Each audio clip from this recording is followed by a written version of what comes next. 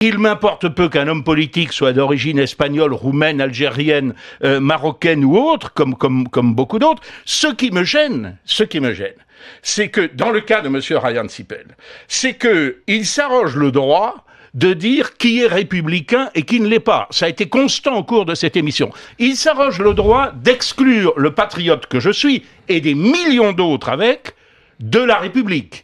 Il est dans un pays. Donc il est un peu moins français que vous, et donc il devrait rester plus modeste dans ses propos. Il est dans un pays qu'il a accueilli, qu'il a nourri, qu'il a enseigné.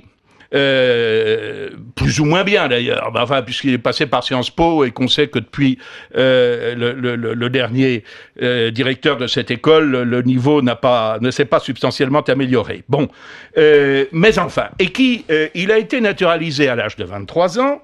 Il est devenu élu régional quelque temps après.